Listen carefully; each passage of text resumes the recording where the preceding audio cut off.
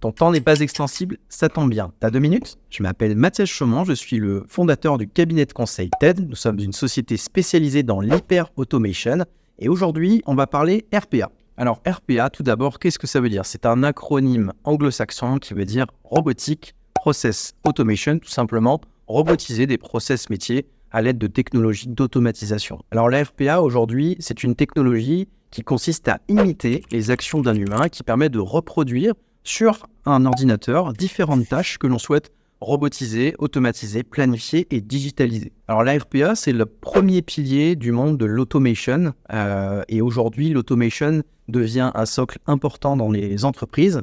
Elle peut permettre de constituer dans un premier temps un projet dans lequel on va robotiser une tâche et ensuite on va pouvoir rendre intelligent en fait cette tâche grâce notamment à l'intelligence artificielle. C'est donc le premier pilier pour pouvoir aller vers l'automatisation. De l'RPA est né d'autres concepts comme la DPA, Desktop Process Automation, qui permet à des utilisateurs eux-mêmes de lancer, de fabriquer leurs propres robots, leurs propres process automatisés. Également l'IPA, non, pas celle-là. Ce que je veux dire par IPA, c'est Intelligent Process Automation, c'est le fait de mixer RPA et IA. Donc on rentre vraiment dans un monde où on va robotiser des tâches simples avec peu d'intelligence, avec des briques cognitives ou de l'IA qui permettent, elles, d'aller rendre beaucoup plus intelligents et d'aller sur des terrains beaucoup plus intéressants d'un point de vue automation. Alors, pourquoi faire de la RPA? Premièrement, c'est qu'on va pouvoir maîtriser beaucoup plus ses coûts. On va chercher de la rentabilité. Aujourd'hui, on veut gagner du temps, on veut gagner de l'argent, on veut aller travailler sur des ROI, qu'ils soient quantitatifs ou qualitatifs. La RPA permet de le faire.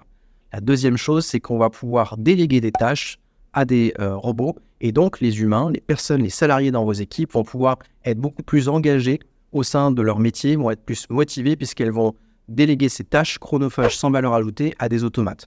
Ensuite, on va accélérer la digitalisation de votre entreprise. Beaucoup de choses se font encore sur papier, sur des logiciels multiples et variés sur lesquels les règles de gestion sont floues, perdues, sur lesquels il n'y a pas de documentation, pas de gouvernance. La RPA permet justement de pallier à ce problème. Et enfin, c'est d'être beaucoup plus réactif sur les sujets opérationnels. La RPA permet d'améliorer son time to market. Grâce à un robot, je peux aller plus vite que les concurrents, je peux aller plus vite que d'autres services et donc, je vais aller accélérer mon facteur business. Alors, quels processus peuvent être automatisés globalement? Toutes les tâches que l'on peut faire sur un ordinateur. On va pouvoir passer d'un logiciel à une autre, d'une application à une autre. Toutes ces tâches vont pouvoir être connectées et donc robotisées. De plus, tous les métiers sont éligibles, que ce soit les RH, la compta, le contrôle de gestion, les achats, le marketing, les sales. Toutes ces fonctions support et intrinsèques à une entreprise vont avoir la capacité de pouvoir automatiser leurs propres fonctions. Alors, les critères principaux pour se dire est-ce que je peux ou pas aller dans l'automatisation, c'est de trouver des processus qui ont des règles de gestion claires, des processus qui sont stables et matures, qui sont maîtrisés par le métier. On va également chercher des process qui ont du volume à traiter, du volume de demandes, du volume d'emails, du volume de tâches. On va ensuite trouver également des choses, des sujets sur lesquels on va aller capter un ROI, gagner du temps, augmenter la productivité, économiser des heures. Tout cela fait partie de ces points importants pour pouvoir se lancer dans l'automatisation. Si cette vidéo t'a plu, tape dans tes mains, mais surtout abonne-toi pour en savoir plus sur l'hyper-automation.